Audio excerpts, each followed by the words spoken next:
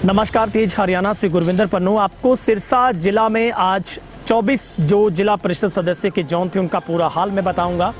लेकिन आज का दिन आईएनएलडी और आम आदमी पार्टी के नाम रहा है।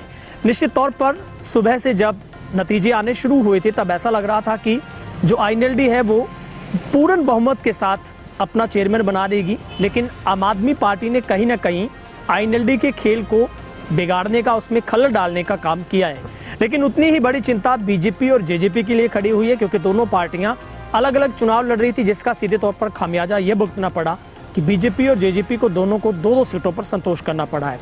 वहीं पर क्षेत्रीय और नेशनल पार्टी कांग्रेस को भी सबसे बड़ा झटका है। कांग्रेस भी सिर्फ 2 सीटों पर सिमटी है और ऐसा देखा जा रहा था कि शायद आम आदमी पार्टी तीसरे नंबर पर रह सकती है, चौथे पर रह सकती है, लेकिन ऐसा नहीं हो पाया और कांग्रेस का भी बुरा हाल है। लेकिन आम आदमी पार्टी ने जिस तरीके से 6 सीटों के साथ एक बम्पर जीत दर्ज की है, वो कहीं ना कहीं मिशन 2024 और आने वाले चुनाव में एक बड़ा एक साहसी कदम जो कि आम आदमी पार्टी की तरफ से कहा जाएगा, क्योंकि जिस तरीके से आदमपुर चुनाव के बाद जरूर मायूस पार्टी थी, लेकिन इस चुनावों के नतीजों ने कई मायनों में इस राजनीति की दिशा और दशा को बदलने का काम किया है। लेकिन अब देखना ये होगा कि आईएनएलडी किस तरीके से, क्या आज़ाद जो 2 कैंडिडेट जीते हैं, क्या उनके सहारे से अपना चेयरमैन बनाने का दावा सेट करेगी। लेकिन आम आदमी 6 सीटों पर है तो आईएनएलडी को 10 सीटें इस जिला परिषद चुनाव में मिली हैं। इस पूरी बात पर हम मंथन करेंगे। मेरे साथ जुड़ रहे हैं सच कहूं के संवाददाता अनिल नंदन जी, हम उनसे बातचीत करेंगे। और सबसे पहले मैं आपको बता देता हूं किस किस जोन से कौन सी पार्टी जीती है। कांग्रेस की बात करें तो 18 और 15 जो जोन है वहां से जीत दर्ज की है। 2 आज़ाद कैंडिडेट हैं जो 9 और 17 जोन से जीते हैं। 6 आम आदमी पार्टी के चेहरे हैं, जो कि वार्ड बताऊंगा आपको मैं, 1, 5, 7, 8, 22 और 24, यानी कि 3 फीमेल और 3 पुरुष चेहरे आम आदमी पार्टी के हैं। इनेलो की बात करें तो उनके पास 4 फीमेल और 6 मेल कैंडिडेट हैं।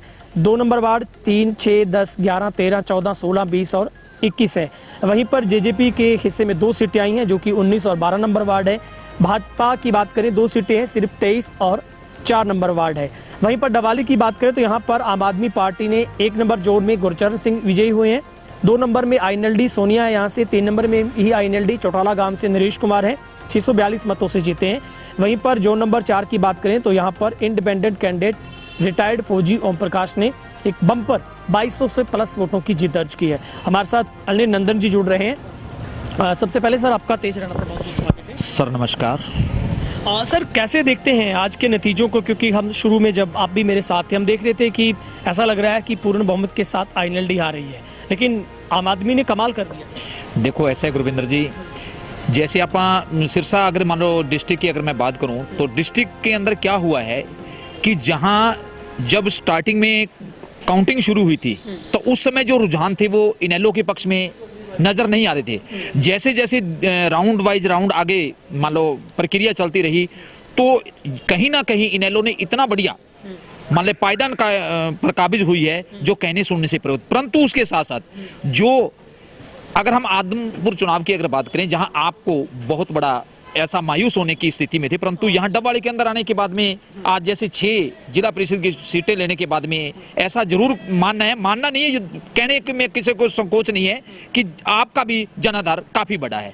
सर कैसे देखते हैं, अब करण सिंह चौटाला ने बड़ी जो कि खारिया 6 नंबर जोन था वहाँ से बहुत हॉट सीट बना था वो चुनाव, और करीब 500 प्लस वोटों से जीत गए हैं। उन्होंने दावा किया है कि चेयरमैन तो आईएनएलडी का ही बनेगा और जनता ने फैसला कर दिया है। कैसे लगता है कैसे आईएनएलडी का चेयरमैन बनेगा? देखिए ऐसा है गुरविंदर जी, अगर मैं बात करूं भी आईएनएलडी का चेहरे की बात ऐसा है कि देखिए 10 उनके जिला परिषद के मेंबर वो जीत चुके हैं, उनके पास हैं।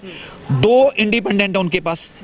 कहीं ना कहीं मान लो जो भी पार्टी है, या मान लो मैं ये कहता हूं कि जैसे कांग्रेस को अगर हम लें, जेजेपी के पास 2 हैं, बीजेपी के पास 2 हैं, कांग्रेस के पास एक ही चेहरा है। तो कहीं ना कहीं जब ऊपर वाले लेवल को जब लिया जाता है तो इनेलो के पास 10 जिला परिषद के सदस्य हैं, तो कहीं ना कहीं उनका बिल्कुल संभव है कि उनके पास जनाधार बढ़ने के आसार पूरे हैं, क्योंकि इंडिपेंडेंट भी उनके साथ जा सकते हैं। मतलब चेयरमैन में कोई इशू नहीं है, किसी प्रकार की कोई दो राय नहीं है। सर कैसे देखते हैं, बीजेपी और जेजेपी सिर्फ 2 सीटों पर सिमट गई है और दावा ये कर रही थी कि पार्टी बहुत बम्पर जीत दर्ज करेगी, चेयरमैन बनाने का दावा ठोका जा रहा था। कैसे देखते हैं जेजेपी और बीजेपी का अलग से चुनाव लड़ना? देखिए सबसे बड़ी बात यह है कि जेजेपी का और बीजेपी का अलग अलग चुनाव जो यहाँ इस जिला परिषद के अंदर लड़ा गया है, उसके अंदर इनको इतना खामियाजा भुगतना पड़ा है जो कहने सुनने से परे है। क्योंकि अगर यही दोनों एकजुट होकर लड़ते तो कहीं ना कहीं जहां आपको इतना जो लोगों ने सर कदमों और सिर पर ही बिठाया है, तो मेरे को नहीं लगता था कि आपको इतना जनाधार मिलता। कहीं ना कहीं इन दोनों की अलग अलग चुनाव लड़ने से इन्हें कहीं ना कहीं नुकसान जरूर हुआ है। आपको लगता है कि इनके चुनाव लड़ने से या फिर जो ये वोट बैंक बीजेपी और जेजेपी के पास था और जिस तरीके से कांग्रेस की जो हालत आज हमने देखी है, इसका सीधा फायदा है वो आम आदमी पार्टी उठाने में कामयाब हुई है? देखो बिल्कुल ये तो क्लियर कट है, इसमें तो कहने की दुराई नहीं है। क्योंकि आप जहां आप दूर क्यों जाते हो गुरविंदर जी, आप देखिए अभी आपके हाल ही में थोड़े टाइम पहले आदमपुर का चुनाव हुआ है, वहां क्या स्थिति थी आम आदमी पार्टी की। इतने दिनों के अंदर ही इतना जनाधार आ जाना, इसका कारण जो है वो यही है कि जो हमारी जेजेपी और बीजेपी है, इन्होंने अपने अलग अलग कैंडिडेट जब खड़े किए तो उसके साथ सीधा जो फायदा गया वो आम आदमी पार्टी को गया।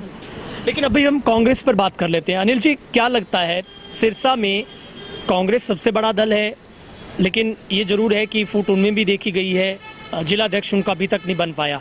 कैसे देखते हैं इस चुनाव में बीजेपी के बाद, जेजेपी के बाद अगर देखें सिर्फ 2 सीटों पर सिमट कर रह गई है कांग्रेस?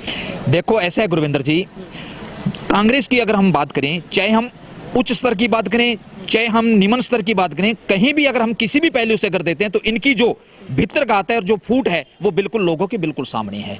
क्योंकि अगर एक कैंडिडेट इनका अगर खड़ा हो जाता है तो उसी की ही पार्टी का जो नुमाइंदा होता है वो उसका कटाक्ष कर जाता है। इसी का जो नुकसान है वो कांग्रेस को कहीं ना कहीं भुगतना पड़ रहा है। सर, कैसे देखते हैं अब मिशन 2024 को लेकर तमाम पार्टियां अपना राग अलापना शुरू किया। आम आदमी पार्टी भी कह रही है कि पंजाब और दिल्ली के मॉडल को आप देखिए। क्या मानते हैं इस चुनाव में जो आम आदमी पार्टी और आईएनएलडी ने जो आज कमाल किया है, इसका कितना बड़ा असर?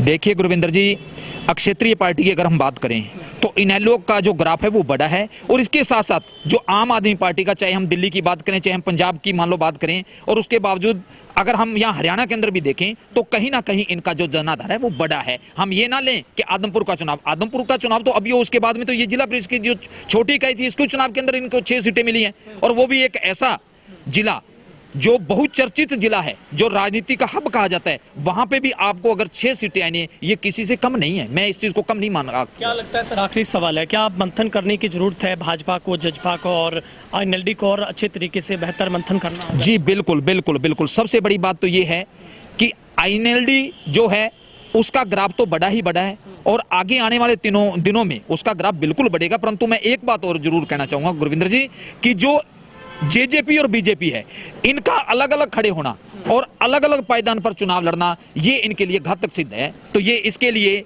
पार्टी को, चाहे वो कोई भी पार्टी है, उनको इसके ऊपर मंथन अवश्य करना चाहिए। ठीक है सर, बहुत बहुत शुक्रिया। Thank you sir. हमारे साथ सचकों की तरफ से अनिल नंदन जी बातचीत कर रहे थे। निश्चित तौर पर आज आईएनएलडी अपने वर्चस्व की लड़ाई जो लड़ रही थी और कहीं ना कहीं उनके सम्मान की, और एक सबसे बड़े अपने अस्तित्व को बचाने की जो कि करण चौटाला को लेकर लड़ाई थी, जहां पर करण चौटाला ने जीत दर्ज की है।